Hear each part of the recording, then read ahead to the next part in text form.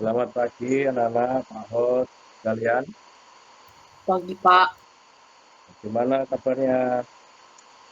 Baik. Oh, ya. Jadi yang baik cuman kalian doang ya. Yang lainnya mana suaranya? Halo. Pagi, Pak Agus. Ya, Baik, Pak. Baik. lagunya kedengeran nggak instrumennya? Instrumen apa? Instrumentalnya kedengeran nggak lagunya?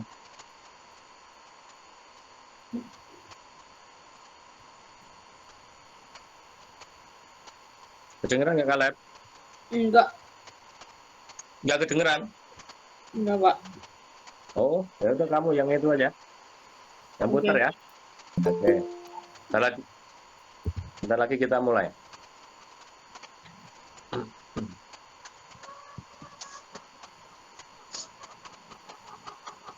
I like this part. Whoa! What is that? It lets you pin the important parts of the music.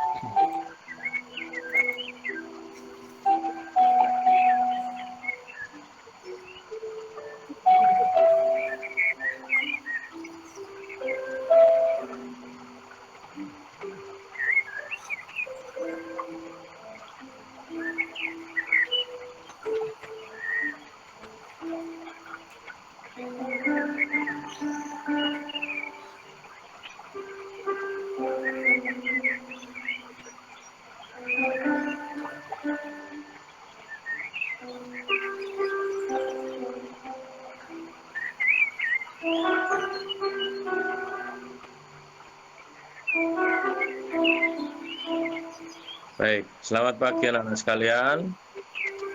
Sebelum kita mengawali kegiatan pada pagi hari ini, kita mendengarkan renungan untuk pagi hari ini. Bacaan diambil dari Lukas 12, 54 sampai dengan 59. Yesus berkata pula kepada orang banyak, apabila kamu melihat awan naik di sebelah barat, segera kamu berkata, akan datang hujan, dan hal itu memang terjadi. Dan apabila kamu melihat angin selatan bertiup, kamu berkata, hari akan panas terik, dan hal itu memang terjadi. Hai orang-orang munafik, rupa bumi dan langit kamu tahu menilainya. Mengapakah kamu tidak dapat menilai zaman ini? Dan mengapakah engkau juga tidak memutuskan sendiri apa yang benar? Sebab jikalau engkau dengan lawanmu pergi menghadap pemerintah, berusahalah berdamai dengan dia selama dia di tengah jalan, supaya jangan engkau diseretnya kepada hakim, dan hakim menyerahkan engkau kepada pembantunya, dan pembantunya itu melemparkan engkau ke dalam penjara. Aku berkata kepadamu, engkau tidak akan keluar dari sana sebelum engkau membayar hutangmu sampai lunas.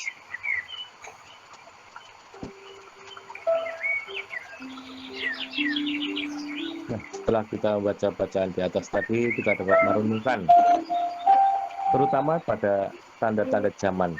Ya. Kata kunci dari bacaan pada hari ini adalah kita harus mampu menilai zaman. Mengapa? Apabila engkau melihat awan naik ke sebelah barat, maka akan hujan. Ya.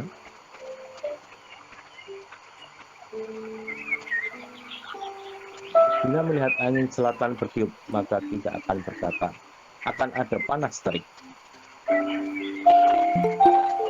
Nah, itulah salah satu contoh bagaimana kita mampu membaca gerakan dunia di sekitar kita. Tetapi itu baru kemampuan membaca tanda-tanda alam yang sebenarnya memang sudah ada rumusannya ya. Para ilmuwan dengan segala keahliannya mampu merumuskan itu. Lalu, apakah yang sebenarnya dimaksud dengan menilai zaman?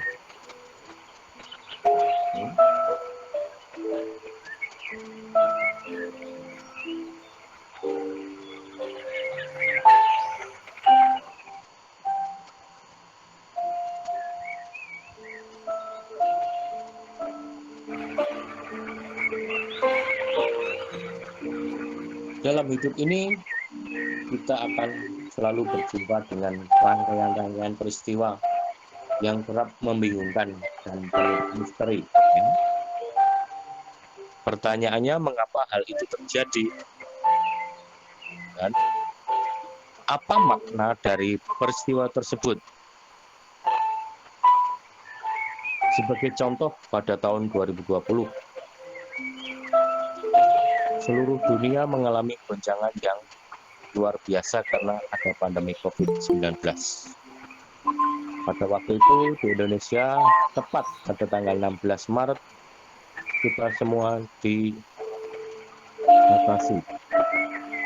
untuk kebiasaan setiap hari kita. Di situ kita dibatasi semuanya. Karena pandemi ini, seluruh dunia juga mengalami perubahan yang sangat luar biasa. Misalnya, cara kita bersekolah. Kita harus memanfaatkan media, yaitu baik itu dari handphone, laptop. Ya. Kita diajak untuk berubah di dalam belajar. Dan tidak hanya kita bersekolah, kita berdoa. Ya, kita berdoa pun juga harus berubah. Yang tadinya kita datang ke gereja, kita berkumpul bersama. Ya, sekarang berkumpul bersama yang secara nyata hanya dengan keluarga.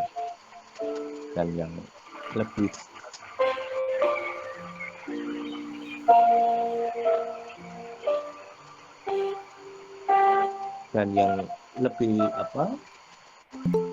tidak kita juga kita berdoa secara online juga.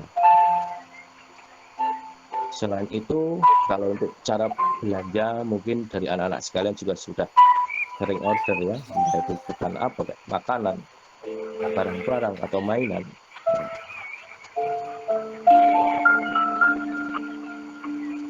Selain itu juga cara kita berelasi satu dengan yang lainnya juga kita dihadapkan harus dengan media digital.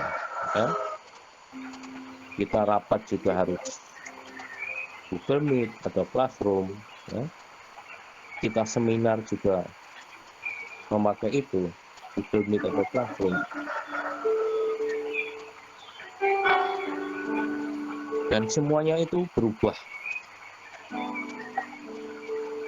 Nah, yang tidak kalah penting adalah prosedur-prosedur kesehatan yang biasanya kita gampangkan atau kita abaikan. Kita dituntut untuk harus setiap hari, setiap saat, bila kita keluar, kita harus memakai masker. Ya. Ketika kita mau masuk tempat-tempat umum, kita dianjurkan mencuci tangan, dan kita juga diminta untuk membawa hand sanitizer. Ya. Semua itu menjadi ketat dan harus kita ikuti semuanya. Ya. semua orang berpikir apa yang akan terjadi dengan dunia ini. Kita harus menegaskan bahwa pandemi COVID-19 adalah sebuah bencana yang tidak diharapkan oleh siapapun. Ya, kalau boleh dibilang ya, kita tidak bisa. Kalau kita itu berharap bahwa semuanya itu tidak akan terjadi. Ya. Kita berharap pasti kita akan meminta ya. Kalau kita disuruh memilih, pasti tidak akan seperti ini. Karena secara tidak langsung itu akan mengganggu aktivitas kita mengganggu aktivitas kita. Yang tadinya kita bisa jalan-jalan semaunya sendiri, misalnya pergi kemana, kayak ke luar negeri, kayak kemana. Nah, kita semua dibatasi oleh karena pandemi ini. Ya.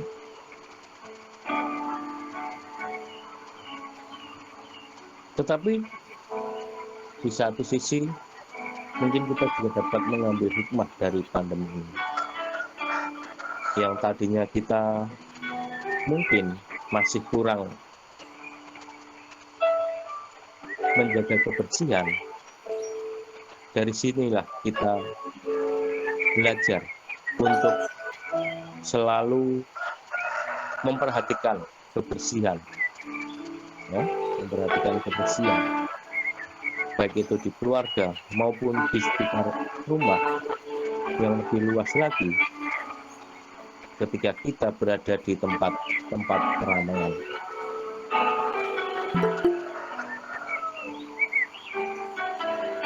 Di balik peristiwa segala apapun, sesulit apapun, pasti akan ada hal indah yang kita telah saksikan. Dan mungkin kalau kita saat ini, kita baru diajarkan mencuci tangan, memakai masker. Nah, itulah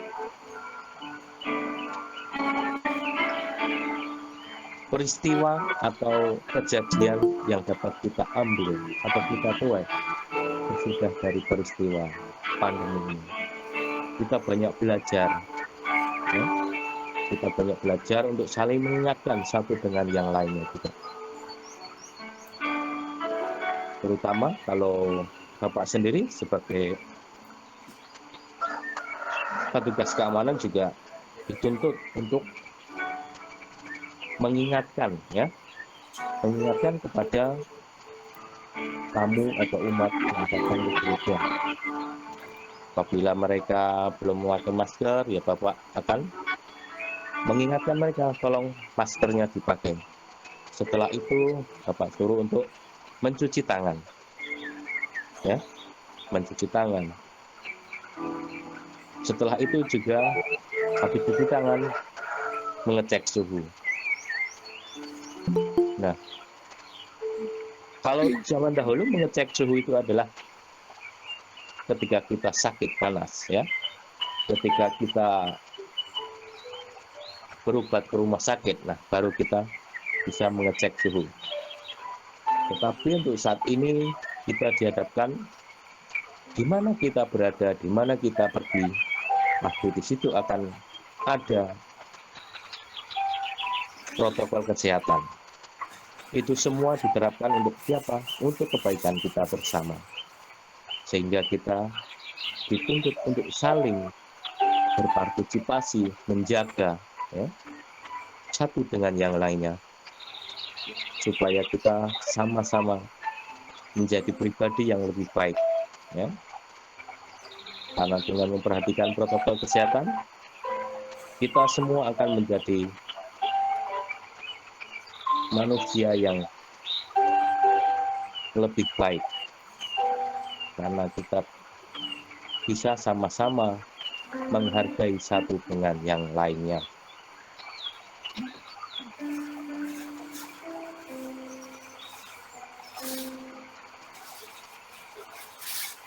Di balik peristiwa segelap apapun, sesulit apapun, pasti akan ada hal indah yang akan kita tuai sesudahnya. Dan selalu ada pelangi sehabis hujan.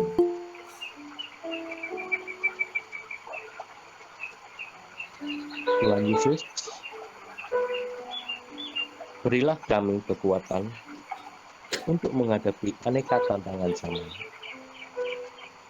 Semoga kami tetap teguh dalam iman, kendati kami mengalami badai yang sangat dahsyat dalam hidup ini. Tuhan Yesus, berkatilah kami semua pada hari ini yang akan belajar, baik secara online maupun offline. Kiranya Engkau memberkati kami semua, sehingga pelajaran pada pagi hari ini sampai siang dapat berjalan baik dan lancar, sehingga kami dapat memperoleh ilmu pada hari ini dan berguna bagi kelangsungan kehidupan kami. Amin. Terima kasih anak-anak, demikian penyampaian pagi hari ini. Semoga bermanfaat untuk kita semua. Terima kasih.